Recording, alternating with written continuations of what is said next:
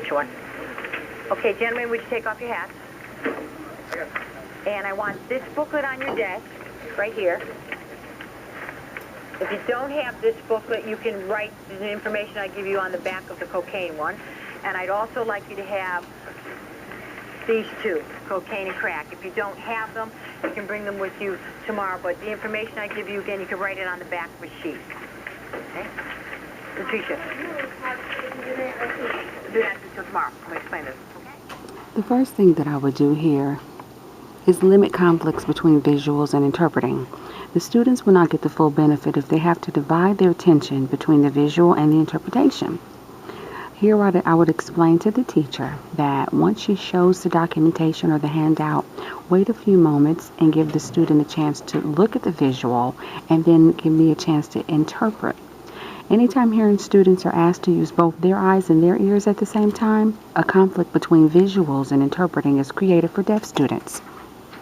So I would just reiterate that. There's definitely ways that the teacher can make these kind of activities accessible for deaf students simply by separating the visual from the explanation of it. And then there were none, because there's always some. How did I grade them? 35 points was for your descriptive words. Now, I told you that's 35 points. Words should have been positive. So if you had all your words and all of your words were positive, you got 35 points. Bingo. Some of you used negative words, and that cost you. A control that I would definitely use here would be to explain to the teacher that when teachers set the pace for an activity such as a class discussion, they need to keep in mind that the time required for the process of interpretation will create a delay for the deaf student. If a discussion is fast-paced, the deaf student may never be able to participate because of this delay. Clearly, she speaks quite fast, and it could definitely cause the interpreter to lag behind, which will cause the deaf student to not be able to keep up as well. Maybe 6 or 8 of them were very artistic. Obviously, people were very talented. But the rest of them were not. It was just a matter of people taking some really nice pictures, cutting them out, putting them out neatly, newspaper comments, etc. You almost organized here? We have to get settled, okay? That was 35 points. 25 points was neatness. When you wrote your things, were they straight, were they orderly, or did you kind of write up and down all over the place? That was important. And the last 5 points... Again, I will reiterate to the teacher that regular pauses can help level the playing field for deaf students. I would also ask the teacher to try not to move around too much while talking, or when she's talking, try not to turn her back to the class, especially since this student needs access to English vocabulary. It would be better to try and make sure that the deaf student is able to see her face clearly while she's speaking. Yeah, I didn't put a name on it, so I have no idea whose paper it is. So if you did one of those, you might want to check with me at the end. You had 2 extra credit assignments. The first extra credit assignment was cleaning out the medicine cabinet, and that was worth 2 points added onto your grade. The articles was worth 3 points. So if you did, and you may say, well, that's all, but here's what happens. If you did the 2 extra credit assignments and they were done fairly well, and anyone who did them got the credit, that is 5 points I will add on to your term grade.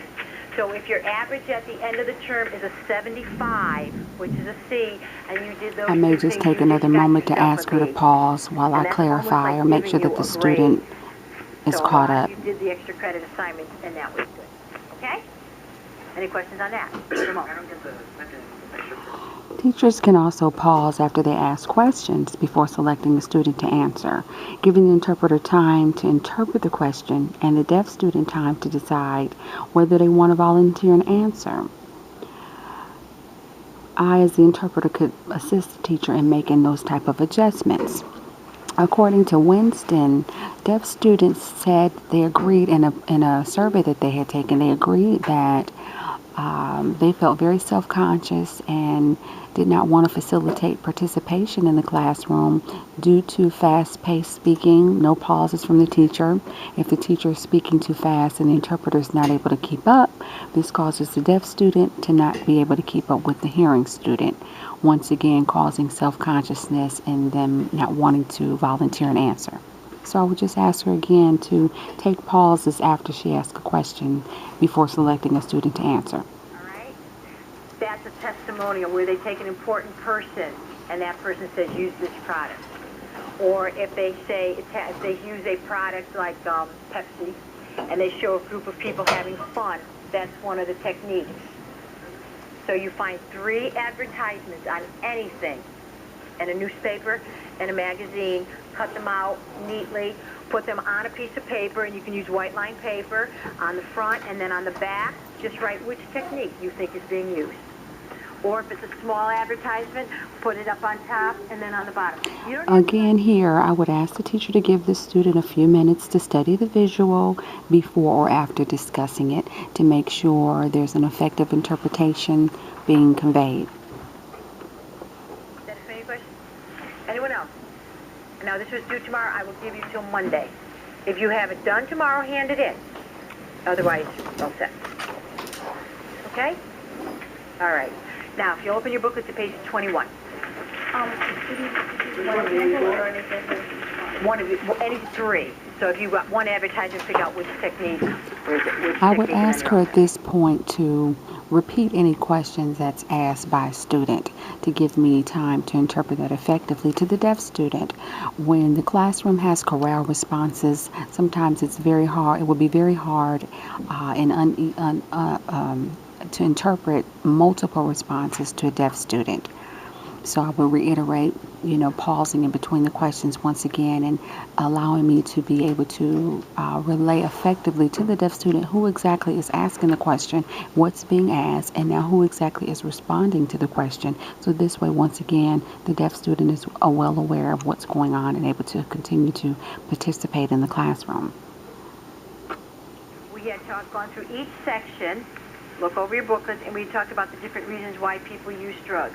Notice we have them categorized under emotional reasons, physical reasons, social reasons, and the intellectual reasons. And we had picked out in each category what we thought were key reasons why Although people the child is accessible, wants access to English vocabulary, I would still use listing here, examples and listing to still reiterate who we're talking about, what's going on in order, things of that nature. And the little kid. And while she's listing the people here, I will probably continue to finger spell their names to continue to give the deaf student English accessibility. Think back to, and I know this was last class, it was last week, but think back to Felipe.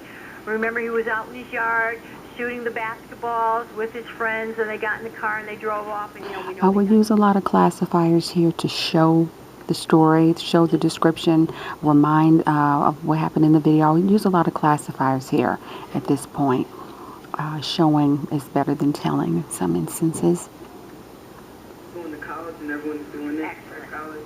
Excellent. His exact words, well, I'm going to college and all the boys and girls in college do it. That was what... I'm also a little concerned about the space of the room, the space of the class. I would definitely speak with the teacher about where would be the best place for me to stand so that the deaf student can have access to both myself and the teacher at the same time. In order to give a very good effective interpretation, I would have to have clearly defined space. So that is very important. One of his reasons. He was saying it's okay for me to do because everybody else is doing it. Terrific. Jeff. His father uses it? Right. Do you remember exactly how he said that? He didn't say my father. He said my old man can do it. Yeah, if my old man can do it, I can do it. Exactly. So he used that as a reason for doing drugs. Another one. Fine. For fun. Why was he drinking in the first place? Because he made the winning shot in the game. He was celebrating the fact I would probably at this point use a lot of constructed action, constructed dialogue, explaining what happened in the video as well. A lot of things she's saying at this point are a little redundant, so some things I may omit, but again, use a lot of constructed dialogue and constructed action. Why else do you think he continued to use it? As they drank and they went on, remember they got in the car and they were in the yard, how were they acting? And again, using classifiers as well. No, they're all happy. Okay, real happy, silly, giddy, stupid, etc. Do you think he liked the feeling? Yeah, right. When people drink. And I know you don't. I would also remind the teacher that at this stage, role models are very important for deaf students, especially in mainstream environments. So I would encourage her to show interest in deafness. I would encourage her to call on the deaf student, allowing the deaf student to answer and feel more involved in the class.